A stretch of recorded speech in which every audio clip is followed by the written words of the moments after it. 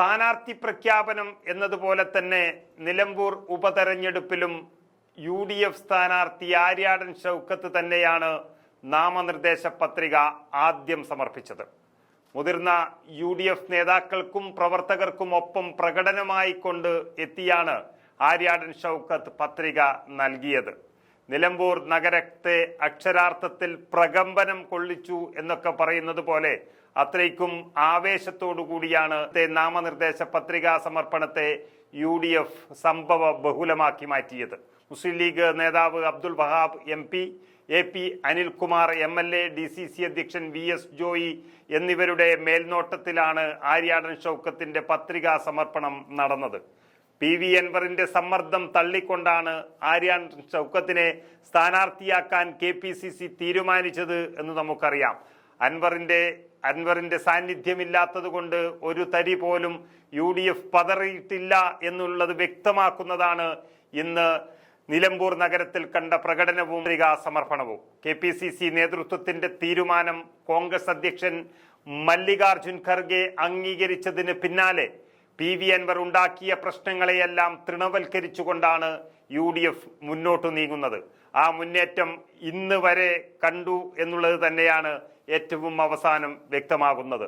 നിലമ്പൂർ ഉപതെരഞ്ഞെടുപ്പിൽ മത്സരിക്കില്ല എന്നും VD സതീശൻ നേതൃത്വം നൽകുന്ന UDFിലേക്കില്ല എന്നും PV അൻവർ ഇപ്പോഴും വ്യക്തമാക്കുന്നു. എങ്കിലും അദ്ദേഹത്തിന് UDF അല്ലാതെ മറ്റൊരു വഴി രാഷ്ട്രീയത്തിലില്ല എന്നുള്ളത് വളരെ വ്യക്തമാണ്.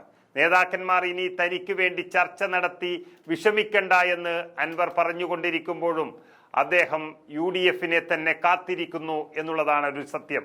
ജൂൺ 19-നാണ് നിലമ്പൂരിൽ തെരഞ്ഞെടുപ്പ് നടക്കുന്നത്. 23-നാണ് വോട്ടെണ്ണൽ പ്രഖ്യാപിച്ചിരിക്കുന്നത്. നോമിനേഷൻ സമർപ്പിക്കേണ്ട അവസാന ദിവസം ജൂൺ 2-ാം തീയതിയാണ്. എങ്കിലും ആദ്യത്തെ സമർപ്പണം തന്നെ UDFിന്റെ ഭാഗത്തു നിന്നുണ്ടാകുമ്പോൾ അത് UDFിന്റെ മുന്നേറ്റത്തിന്റെയും UDF എത്രത്തോളം സജ്ജമായിരിക്കുന്നു എന്നുള്ളതിന്റെയും ഒരു തെളിവ് കൂടിയാണ് ഇന്ന് നിലമ്പൂരിൽ സാക്ഷ്യപ്പെടുത്തിയത്. നമുക്കറിയാം UDFിന്റെ മുന്നേറ്റം നിലമ്പൂരിൽ കാണുന്നത് ആദ്യം മുതൽ തന്നെയുണ്ട്. കാരണം PV അൻവർ രാജിവെച്ചത് തന്നെ മുഖ്യമന്ത്രി പിണറായി വിജയന്റെ അഴിമതി രാഷ്ട്രീയത്തിനെതിരെ ഉള്ള മുദ്രാവാക്യവുമായിട്ടാണ്. അപ്പോൾ പിണറായി വിജയനെതിരെയുള്ള ഒരു പോരാട്ടത്തിൽ നിലമ്പൂരിൻ MLA രാജിവെക്കുന്നുണ്ടെങ്കിൽ അത് UDFിന് മുന്നേറ്റം തന്നെയാണ് അവിടെ കാണേണ്ടത്. അതാദ്യം തന്നെ കണ്ടിരിക്കുകയുമാണ്. LDFിന്റെ സ്ഥാനാർത്ഥി M സ്വരാജ് നിലമ്പൂരുകാരൻ എന്ന് പറഞ്ഞുകൊണ്ടിരിക്കുമ്പോഴും അദ്ദേഹം ഇന്നല്ല 4 പതിറ്റാണ്ട് മുൻപേ നിലമ്പൂരിൽ ജനിച്ച ആളാണെന്നും ഇന്ന് വരെ നിലമ്പൂരിൽ മത്സരിക്കാൻ കഴിഞ്ഞിട്ടില്ലാത്ത ഒരാൾ ഇപ്പോൾ ഞാൻ നിലമ്പൂരുകാരൻ എന്ന് പറയുന്നതിൽ എന്നുമുള്ളതാണ് UDF വ്യക്തമാക്കുന്ന ഒരു കാര്യം. അങ്ങനെ നിലമ്പൂരുകാർ തന്നെ വീണ്ടും ഏറ്റുമുട്ടുമ്പോൾ വീറും വാശിയും അതിന്റെ പരകോടിയിലെത്തി നിൽക്കുകയാണ്.